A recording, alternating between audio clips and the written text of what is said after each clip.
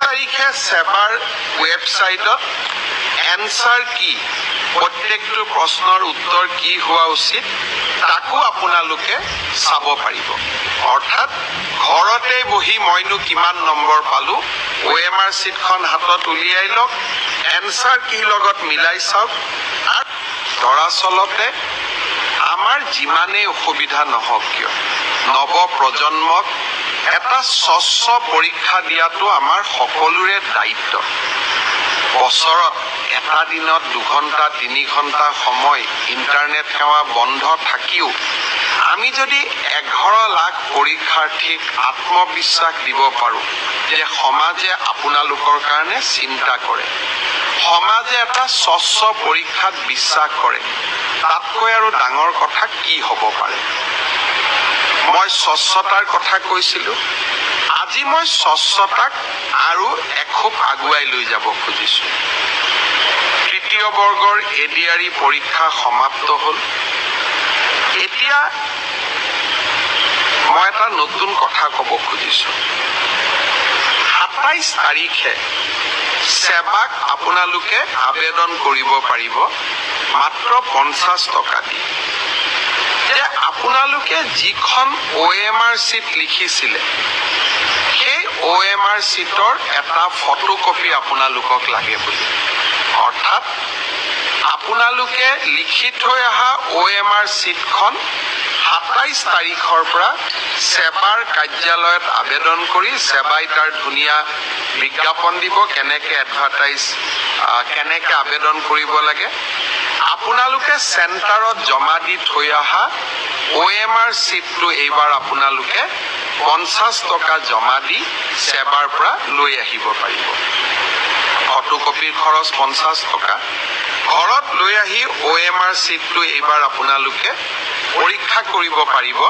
যে মই শুদ্ধ উত্তৰ দি আহিলো নে নাই শুদ্ধ উত্তৰটো কি 28 তাৰিখে আমি এনসাৰ কিটো সেবাৰ ৱেবছাইটত আমি প্ৰকাশ কৰিম অৰ্থাৎ 27 তাৰিখৰ পৰা আপোনালোকে OMR চিটখন আবেদন কৰি সেবাৰ পৰা ল'ব পাৰিব 28 তাৰিখে সেবাৰ ৱেবছাইটত এনসাৰ কি প্ৰত্যেকটো প্ৰশ্নৰ উত্তৰ কি হোৱা উচিত তাকো আপোনালোকে চাব পাৰিব অৰ্থাৎ ঘৰতে বহি মইনো কিমান নম্বৰ পালো OMR চিটখন হাতত উলিয়াই লওক এনসাৰ কি লগত মিলাই চাওক আৰু 100ৰ ভিতৰত 50ৰ ভিতৰত মই কিমান নম্বৰ পালো সেয়া ঘৰতে বহি মই হিচাপ উলিয়াই ল'ব পাৰিম অৰ্থাৎ ৰিজাল্ট দিয়ালৈ অপেক্ষা কৰিবই নালাগে ভাৰতৰ কোনো প্ৰদেশতে এনেকুৱা সিদ্ধান্ত আগত গ্ৰহণ কৰা হোৱা নাছিল OMRৰ কপিও পাব আৰু এনসাৰ কিটো উপলব্ধ হ'ব